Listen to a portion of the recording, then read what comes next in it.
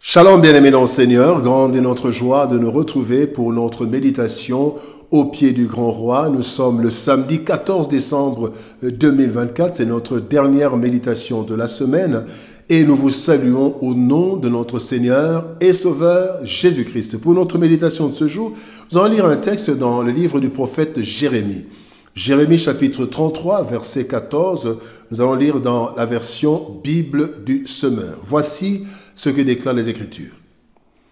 Le temps vient, l'Éternel le déclare, où je vais accomplir cette promesse de bienfait que j'avais prononcée pour le royaume d'Israël et celui de Juda.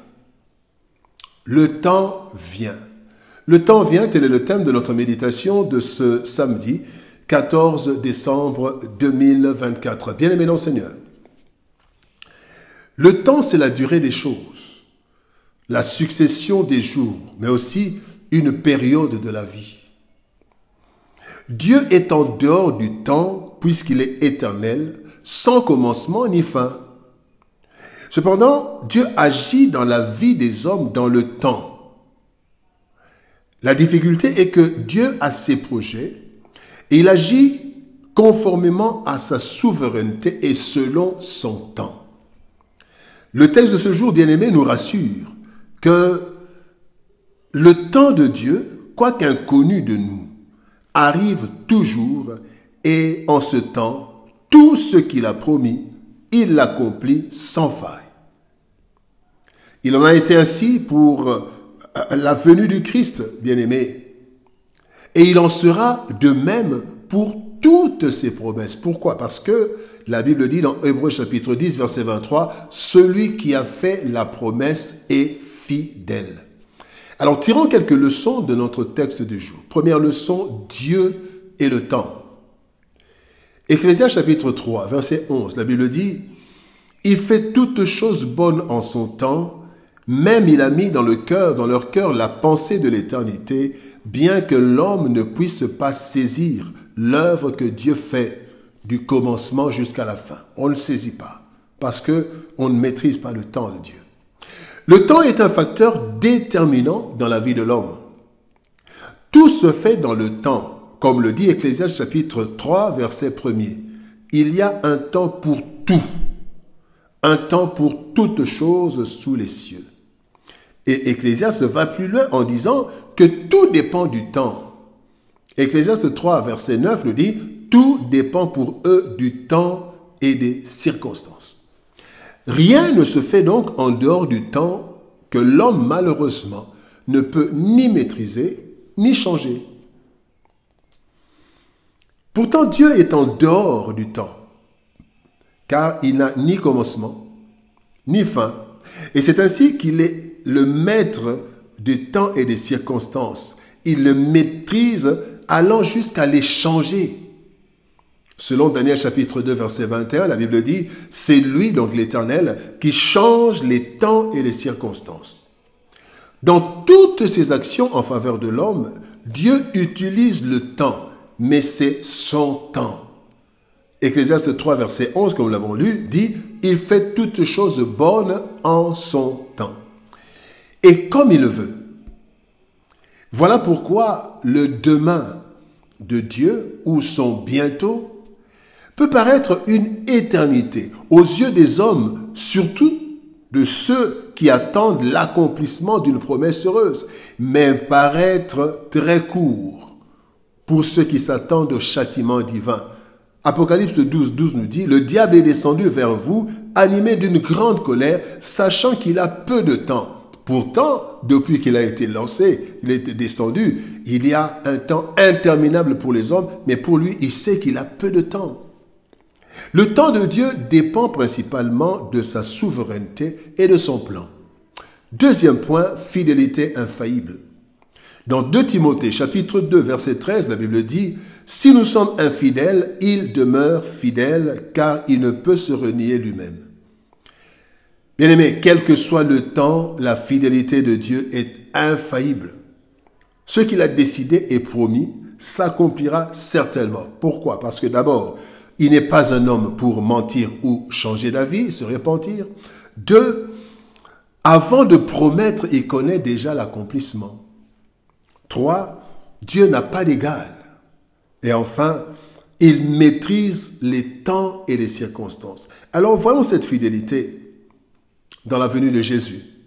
1. La naissance virginale a été prophétisée. Ésaïe chapitre 7, verset 14, il est dit, « Voici la jeune fille deviendra enceinte, elle enfantera un fils et elle lui donnera le nom d'Emmanuel. » 2. Cette naissance a été annoncée à Marie dans des circonstances défavorables, difficiles. Marie dit dans Luc chapitre 1, verset 34, « Comment cela se fera-t-il puisque je ne connais point d'homme ?» 3. La prophétie s'est accomplie malgré le temps et les circonstances difficiles. Luc 2, 11, il est dit, « C'est qu'aujourd'hui, dans la ville de David, il vous est né un sauveur qui est le Christ, le Seigneur. » Bien-aimés, cette fidélité persiste malgré nos infidélités, car Jésus est le même hier, aujourd'hui et éternellement. Hébreux chapitre 13, verset 8. La troisième leçon, parlons des dispositions à prendre. Habakkuk chapitre 2, verset 3 nous dit, « Les choses que je te fais voir arriveront, mais seulement au moment fixé. Elles vont bientôt se réaliser, ce n'est pas un mensonge. Attends avec confiance, même si c'est long. Oui, c'est sûr, elles arriveront sans retard. » Bien-aimés, nous ne connaissons ni ne maîtrisons le temps de Dieu. Mais ce temps vient. Ce temps vient où toutes ces promesses s'accompliront une à une avec fidélité. Que faire alors pour s'accorder avec le temps de Dieu? 3 choses. Première chose, attendre avec confiance à Dieu, malgré le temps et les circonstances. Habakkuk 2, 3, il est dit, « Attends avec confiance, même si c'est long. » Deuxième chose, travailler de mieux en mieux à l'œuvre du Seigneur. Devons travailler de mieux en mieux à l'œuvre. La Bible dit dans 1 Corinthiens chapitre 15, verset 58, « Travaillant de mieux en mieux à l'œuvre du Seigneur, sachant que votre travail ne sera pas vain dans le Seigneur. » Donc il faut être en activité, travailler, ne pas croiser les bras. Troisième chose, nous devons amasser, profiter de ce temps pour amasser des richesses dans le ciel par de bonnes actions. Jésus-Christ dit dans Matthieu chapitre 6, verset 20, « Mais amassez-vous des trésors dans le ciel. » Et cela, bien-aimés, nous attendons. Cela semblera très long si nous ne travaillons pas. Attendons avec patience, travaillons de mieux en mieux et amassons des richesses dans le ciel par de bonnes actions. Bien-aimés, le temps vient. L'Éternel, notre Dieu, créateur de toutes choses, est en dehors du temps, mais il agit dans l'humanité, dans le temps et sur le temps dont il est le maître. C'est ainsi que parfois nous avons tendance à nous décourager lorsque le temps de l'accomplissement semble trop long par rapport à notre temps. La venue du Christ a pris du temps, mais la promesse a fini par s'accomplir. Il en sera le même, bien-aimé, dans notre vie. Quelle que soit la durée de l'attente, toutes les promesses s'accompliront de Dieu. Bien-aimé, Dieu finit par s'accomplir. Toutes les promesses que Dieu nous fait, finiront par s'accomplir. Alors, faisons-lui confiance, soyons patients et travaillons de mieux en mieux dans le Seigneur en amassant les richesses dans le ciel et non sur la terre. Prions.